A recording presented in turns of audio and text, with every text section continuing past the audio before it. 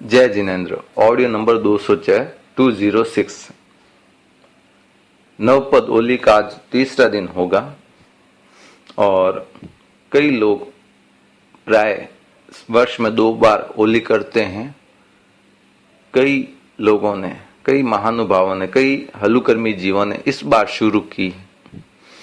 कईयों ने आइम्बिल नहीं होता है या निवि नहीं होती है तो बेयासन किया है, एकासन किया है, कईयों ने जप किया है, भले एक माला ही सही।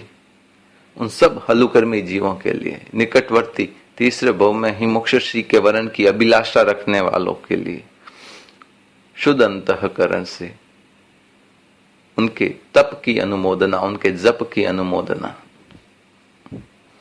और जिन्होंने केवल ऑडियो सुने हैं उनके लिए जितना स्वाध्याय हुआ है उस स्वाध्याय रूपी तप की अनुमोदना।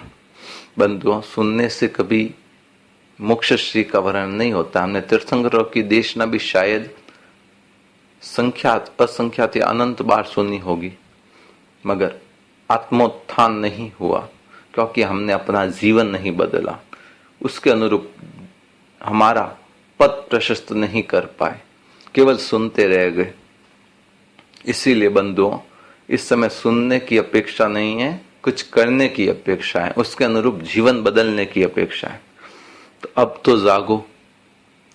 3 पद की व्याख्या हो चुकी है। मैं एक दिन एडवांस चल रहा हूं ताकि जानकारी में रहे और दूसरे दिन आराम से उसके अनुरूप साधना हो सके, कभी ऑडियो लेट सेट हो तो।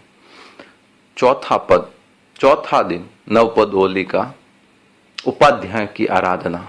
उपाध्याय कौन होते हैं? जो आगम का अध्ययन करते हैं, गहन अध्ययन करते हैं और चतुर्विद तीर्थ को उसका अध्ययन करवाते हैं। वीतराग वाणी जो अनमोल वाणी है उसके गहन और गंभीर मर्म को उद्घाटित करते हैं, रहस्यों को उद्घाटित करते हैं, समझाते हैं, अपनी आत्मा को भावित करने का वीतराग वाणी के माध्यम से सरल उपाय बताते हैं। वे उपाध्याय होते हैं। द्वांद स्वांगी के प्रवक्ता ज्ञान गरिमा पुंज है, साधना के शांत उपवन में सुरम्य निकुंज है। सूत्र के स्वाध्याय में संलग्न रहते हैं सदा, उपाध्याय महान श्रुतधर धर्म शासन संपदा। आचार्य श्री तुलसी ने कितना गहन और गंभीर अर्थ किया उपाध्याय का, जो द्वादशांगी के प्रणेता होते हैं। मेरे जहां तक सुना हुआ है, जो गणधर होते हैं वे भी 5 पदों में उपाध्याय पद के अंतर्गत आते हैं। जो द्वादशांगी का रचना करते हैं, भगवान महावीर की वाणी को द्वादशांगी के रूप में प्रणीत करते हैं, हमारे सामने प्रस्तुत करते हैं, परम उपकारी हैं, जिन्होंने हमें आगम का रसास्वादन करवाया है, आगम के मर्म को उद्घाटित करवाया है और हमें भी स्वयं को जानने की ओर पथ प्रशस्त करवाया है। उनके उपकार से ऋण होना संभव नहीं है। बहुत बड़ा पद है उपाध्याय। चूंकि मैं जैन धर्म के अंतर्गत तेरापन धर्म संघ से संबंध रखता हूं, उनका अनुयायी हूं, तो तेरापन धर्म संघ में उपाध्याय पद को अलग से व्याख्यायित नहीं किया गया है। 5 पदों में आचार्य, उपाध्याय, साधु, ये 3 पद वर्तमान में भरत क्षेत्र में हो सकते हैं, मगर आचार्य भिक्षु ने दूरदृष्टि रखते हुए, समय के महात्म्य को समझते हुए, क्योंकि पंचम कलिकाल चल रहा है, यदि आचार्य और उपाध्याय 2 पद हुए तो संभावना है संघ 2 भागों में भी विभक्त हो सकता है, सोच अलग अलग हो सकती है, छद्मसता है। तो इसीलिए आचार्य भिक्षु ने तेरापन धर्म संघ के अंतर्गत एक ये नई व्यवस्था की, नई पहल की कि उपाध्याय पद को भी आचार्य के अंतर्गत समाहित कर दिया। यानी संघ की सारना वारना भी आचार्य का दायित्व और संघ में आगम का मर्म भी समझाना आचार्य का दायित्व। उपाध्याय की भी व्यवस्था आचार्य स्वयं देखते हैं। जो आगम का पढ़ना है, पढ़ाना है, मर्म उद्घाटित करना है वह आचार्य के अंतर्गत निहित हो गया। उन्होंने दोनों पद एक पद में ही समाहित कर दिया आचार्य के अंतर्गत। मगर अन्य संप्रदाय में आज भी उपाध्याय होते हैं, उनकी भक्ति होती है, स्तुति होती है, स्तवना होती है। कहते हैं कि आचार्य और उपाध्याय बनने के लिए कम से कम 5 वर्ष का संयम पर्याय चाहिए। अग्रगण्य बनने के लिए 3 वर्ष का।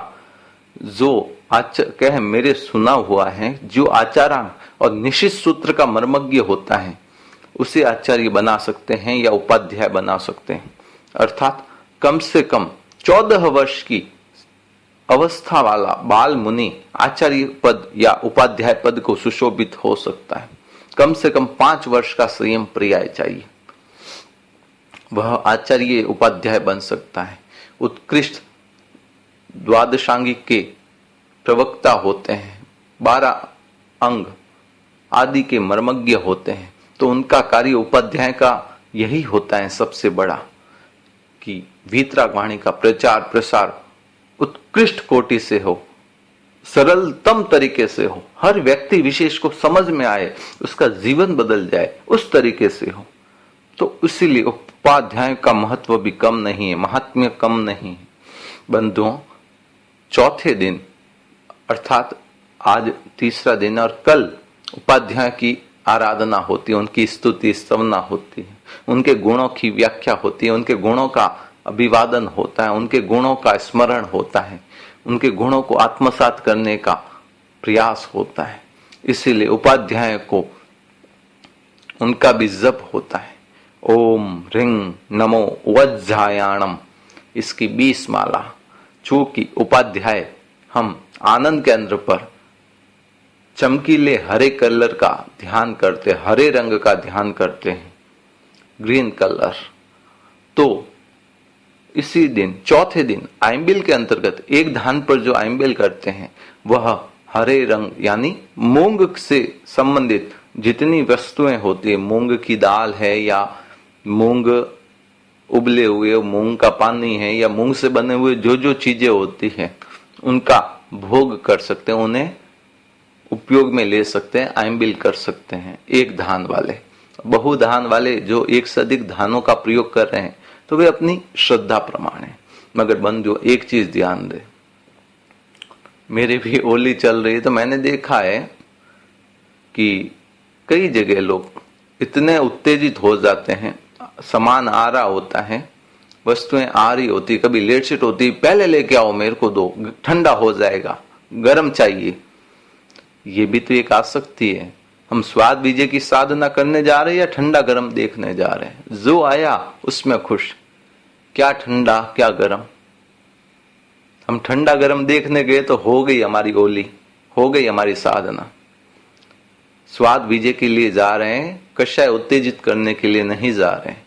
तो क्रोध अगर तेज आवाज आ रही है तो उससे कम करें, क्योंकि साधना करने के लिए हमने आइंबिल की होली की है, केवल गुस्सा तेज करने के लिए नहीं या दिखाने के लिए नहीं कि देखो मैं आइंबिल कर रहा हूं। इसलिए कषाय अल्पता की साधना करें, क्रोध मान माया लोभ को अल्प करें, अल्पतर करें, अल्पतम करें, ये उत्कृष्टता है।